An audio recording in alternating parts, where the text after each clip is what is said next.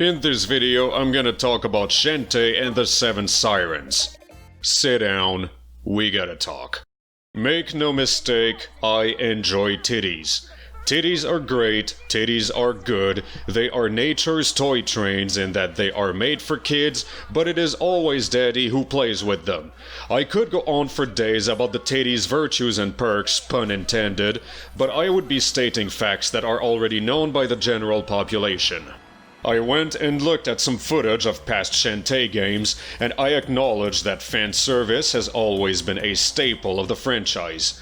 Its presence was occasional and sometimes used to poke fun at its own self, but you could choose to embrace it or gloss over it.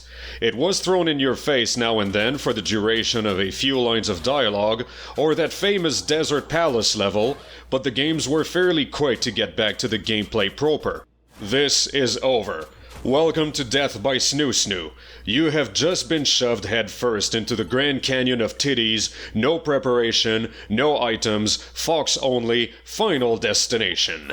Everyone has more lordoses than Widowmaker, and they strike poses that would make Johnny Bravo blush, get hard as diamonds, and pass out in that order. I am fully convinced that in the sequel to this game, I will be able to fuck all of the main characters. The thing is that I prefer to enjoy titties on my own schedule. I divide these periods of my day in two categories, titty time and non-titty time. I firmly believe that a healthy titty time / non-titty time balance is paramount to one's good mental development into a street smart and socially well-adjusted person. It is what gives one the reflex to compliment a person's new haircut or choice of outfit, rather than how their pants look painted onto their body, or how you could get fall damage from stumbling into the Grand Canyon of their cleavage. It is an important thing to discuss because the act of falling into the easy mode of common vices is that it becomes the focal point instead of the spice that puts a nice twist on the dish. You can then witness how everything else becomes a distant second priority, while the spotlight is given wholesale to the almighty booby. Rinse and repeat for violence and vulgar language in any video game of your choice. The reason that games like Doom are beloved is because from the convergence of wonderful parts, as regular car guy elegantly puts it, violence is only one of them, and it blends into all of the other elements that elevate an already solid and enjoyable gameplay to the next level with a unique and memorable flavor. Now, apply the same thing to Shantae. It was at the core a Metroidvania that brought a cutesy, easygoing, and at times sexy offering against the sci-fi of Metroid and the 10,000 pounds of baggage that comes with Castlevania. Shantae was a franchise that did not take itself all that seriously, but it stood out as being capable of delivering a compelling story and an engrossing adventure that was fun to explore and discover. Now that the titties have been elected president, just think of any Shantae game that you played in the past, copy-paste it, apply JPEG compression, and there is your new game ready to go. Same attack pattern, same enemies, same special items, collision detection is a guideline at best, most of the relevant combat upgrades can be acquired in the first quarter of the game, and Jake Kaufman is gone. In case you are not aware of this, Jake Kaufman is the absolute legend behind the incredibly catchy songs of past Shantae games.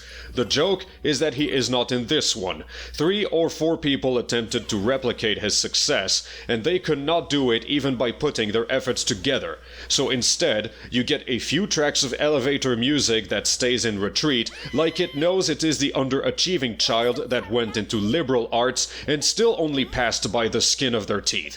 What remains is a semblance of story, and although the franchise was never known for giving that part a high budget, we are still down to single-ply toilet paper. Your new friends are gone, go rescue them. They consist of the classical arrangement of strong hot head, motherly leader, mystical technicolor lady, and the obviously underaged one. I refuse to figure out which one of them has the most porn of themselves on the internet.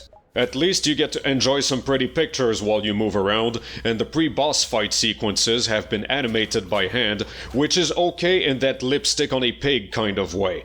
I suppose that these sequences must have cost a pretty penny to put together, and I give them my full support in the hope that this FMV party wins against the booby party in the next election. Controls involve the usual accessories of attack button, jump button, dance button, magic button, and the curious mechanic that you are allowed to jump upwards through some platforms, but you cannot drop back down from them.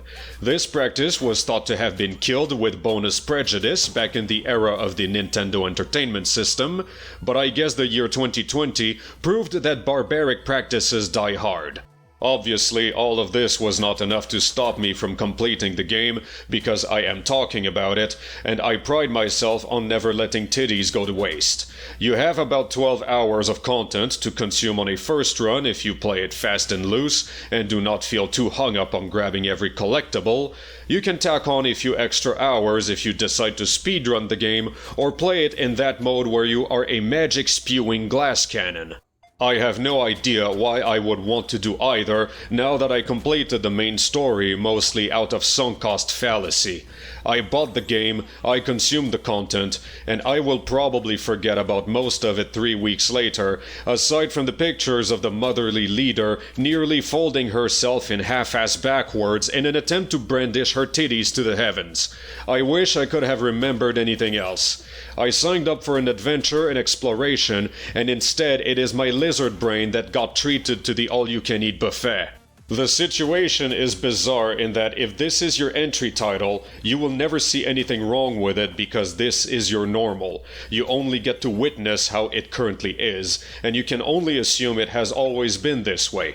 But if you look into the history, you get to realize that the music used to be better. The crowd had more talk and less show. The subjects being discussed were less obnoxious, and the emphasis was put on good old-fashioned fun rather than catering to the raging hormones of Cousin Jimmy, who would probably bust both of his nuts just from looking at a couple of watermelons next to each other.